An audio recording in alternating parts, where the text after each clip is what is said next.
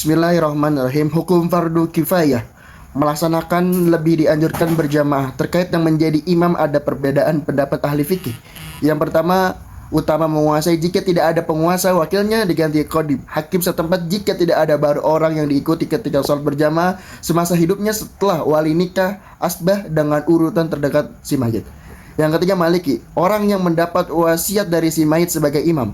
Yang ketiga, Syafi'i, wali lebih utama dibandingkan penguasa sekalipun mayit yang mewasiatkan.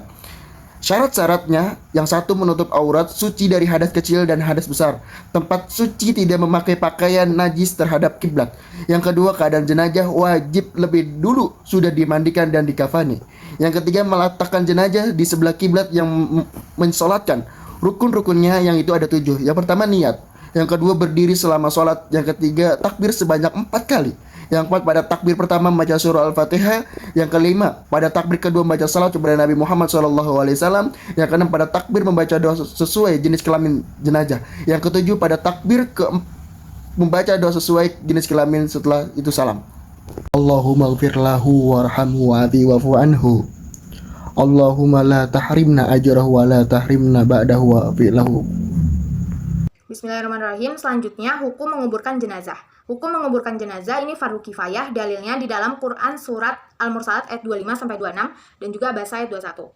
Rasulullah menganjurkan agar proses penguburan jenazah ini dilakukan sesegera mungkin. Jadi jangan sampai ditunda-tunda karena kasihan si mayitnya. Nah, hikmah dari adanya proses penguburan jenazah ini agar kehormatan dan kemuliaan manusia tetap terjaga, tidak seperti binatang. Kemudian selanjutnya, ini proses atau tata cara penguburan jenazah. Yang pertama, kondisi liang lahat ini harus sudah siap. Kemudian 1 atau 2 orang ini masuk. Yang kedua, posisi pengantar ini berada di atas, memasukkan mayit dimulai dari kaki, kemudian baru kepala. Nah, di dalam kubur, mayit dimiringkan ke arah kiblat. Setelah itu ditutupi oleh papan, kemudian barulah ditimbun dengan tanah sekitar 20 cm dari kedataran tanah. Kemudian setelah udah selesai, barulah diberi tanda seperti batu nisan atau papan dan sejenisnya. Ini untuk membedakan antara tanah yang udah ada isinya mayit dengan tanah dataran biasa. Selain itu juga ini sebagai penanda agar manusia itu tidak sembarangan untuk menginjak tanah gitu ya di area kuburan. Baik, di sini saya akan menjelaskan tentang ziarah kubur. Jadi, ziarah kubur itu merupakan suatu kegiatan mengunjungi kuburan untuk mengingat akhirat, yaitu mendoakan ahli kubur dan juga mengambil pelajaran dari kehidupan mereka. Dalam Islam sendiri, ziarah kubur itu memiliki hukum yang berbeda-beda bagi laki-laki maupun perempuan. Adapun hukum ziarah kubur bagi laki-laki, yaitu ziarah kubur dianjurkan sebagai bentuk mengingat akhirat dan juga mendoakan ahli kubur. Sedangkan bagi perempuan terdapat perbedaan pendapat di kalangan ulama. Menurut ulama Hanafiyah, ziarah kubur sunnah bagi perempuan jika tidak menimbulkan fitnah atau emosi yang berlebih. Namun, jumhur ulama berpendapat bahwa ziarah kubur makruh bagi perempuan karena kemungkinan besar menimbulkan kesedihan yang berlebih bagi perempuan. Adapun hal-hal yang dianjurkan saat berziarah kubur itu yang pertama mengucapkan salam. Jadi saat kita tiba dianjurkan kita untuk mengucapkan salam, yaitu seperti Assalamualaikum ya ahlal kubur, inna insyaallah bikum lahikum. Adapun sebagai bentuk penghormatan itu semua agar sebagai bentuk penghormatan dan juga doa bagi ahli kubur. Yang kedua yaitu mendoakan ampunan, yaitu kita harus memperbanyak doa, memohon ampunan untuk ahli kubur agar mereka mendapatkan rahmat dan juga ampunan dari Allah Subhanahu wa taala.